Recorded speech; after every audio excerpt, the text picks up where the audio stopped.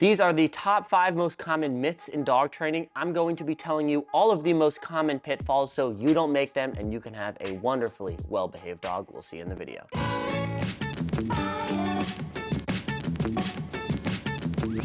The first myth in dog training is harnesses will stop your dog from pulling. There's a reason that sled dogs in the Arctic are put on harnesses. What a harness does is it distributes the pressure from your leash to the strongest part of a dog's body, their chest and their legs, which inherently makes pulling more comfortable and encourages pulling. I've worked with countless dog owners who they've worked with, 1, 2, 3, 4, 5 dog trainers who have all said, put your dog on a harness, and these people run around for years and years and years not being able to control their dog with reactivity, with pulling, with issues that we can walk in and fix in 20 or 30 minutes, putting a dog on a flat collar or a slip lead or a tool that allows us to communicate with the dog clearly. If you don't want to run in circles for months and years with your dog pulling and developing worse and worse issues, well, I'd highly recommend start your dog off on a flat collar. Harnesses will encourage your dog to pull. If you walk around, just make a mental note of all the dogs that you see pulling, lunging, and reacting at other dogs.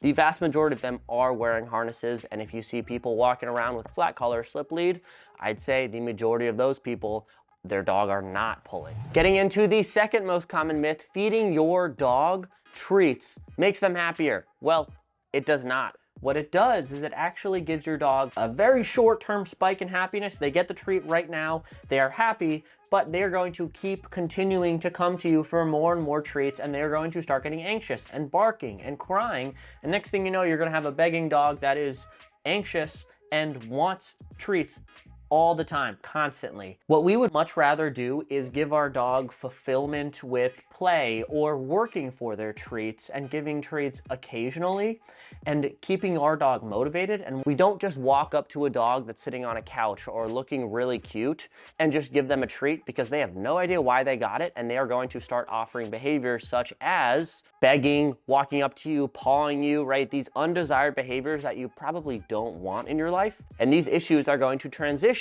into just a little bit of begging, into a ton of begging every time you sit down at the table. They're looking for food. And also your dog is looking at you because they want something from you, not because they want to have a relationship with you. Instead, let's build a happy, healthy relationship with our dog, occasionally giving our dog treats for doing a great job, praising our dog constantly with our words and pets and non-transactional items, and our dog is going to be much happier. The third myth, this might be an unpopular one, but anyone should let their dog off leash.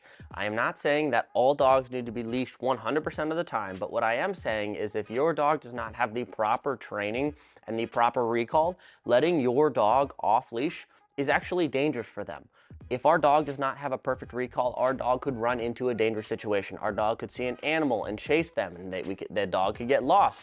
The dog could run across the street. There could be a dog that you don't want your dog to say hi because the dog might be aggressive or reactive, and you need to always be able to recall your dog back to you. Having an off-leash dog requires a very, very, very solid relationship with your dog, as well as you being a really good owner for your dog. Allowing your dog to run off leash and have fun with other dogs is a privilege that we have to build up to. We have to build that foundation and build that trust before we allow our dog this freedom. Freedom comes last in these steps of training. What we do is we build trust, we build this relationship, we slowly add distractions, and once we're at that point, we can then let our dog off leash in certain environments where we know we can get them back 100% of the time. And then our dog can live a lot more happy and a lot more free, but we should not just be taking our untrained dog or our very half recall out to a high distraction area and expecting our dog to ever respond to us in environments. That's setting you up for failure, and that's also putting your dog in dangerous situations, which is the last thing that any dog owner wants to do. And that brings us right into myth number 4, which is walks are great exercise for your dog. For 98% of dogs, walks are very, very little exercise. Some really small dogs and some really big dogs can get some exercise, but walks are not giving your dog any fulfillment. If our dog doesn't have the outlet to release their energy and get fulfillment, oftentimes that energy will be released in very undesired ways, such as reactivity or, anxiety or frustration or whatever it may look like. And what we need to do is keep our walks as structured as possible, our dog paying attention to us. We can walk somewhere where our dog can go play off leash, but the walk itself is not any exercise. If you're one of those people that just takes your dog on 2, 3, 4 walks a day and that's their exercise, try incorporating some more structure into your walk. I have a ton of videos on loose leash walking and healing. It's very, very easy to teach your dog. You can do it in a couple days, and try incorporating that into your walk, and then also the fulfillment at the end of the walk. Whether if you have a fenced-in backyard, it's a great time to play with your dog. Incorporate some sort of freedom and relationship building with structured play, whatever it may be, and your dog will be much happier. And that brings us right into myth number 5, which is dogs enjoy endless freedom in their life. Dogs do not enjoy freedom. In fact, they thrive off of structure. When we give our dog structure, we are asking our dog to do things that they might not necessarily want to do in that moment, but is going to make them happier in the long run.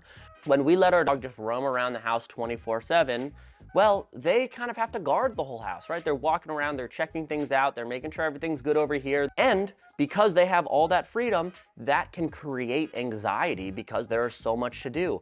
Alternatively, we can ask our dog every now and then to go to place or sit or stay or go to your crate, and that forces our dog to only have one job. We are giving our dog one job that they are going to do really well, and they're going to be much happier. I'll give you an example with my dog, Kona. My dog, Kona, is 3 years old, and when we go out and run around, we'll run around for hours and hours and hours, and she'll be exhausted. I know she's exhausted. We'll get home, my German Shepherd puppy will go right to sleep. He'll hit the hay, he's out, asleep, cold. Kona, she will wander around the house, wander back and forth until I tell her go to place or go to crate. She will go lie down and fall asleep in 15, 20, 30 seconds. She will be asleep very quickly, but she would never have done that on her own. So I asked her to do something that she didn't want to do in that moment, but is going to make her a lot happier in her life. So if you do that, you will be all set with your dog's training. Your dog will be a lot happier and a lot more free. If you found any of these surprising, let me know in the comments below. I would love to hear it. I'm happy to answer any questions you may have. If you have any ideas on a next video, well, let me know. Hit the subscribe button. We'll see you in the next one.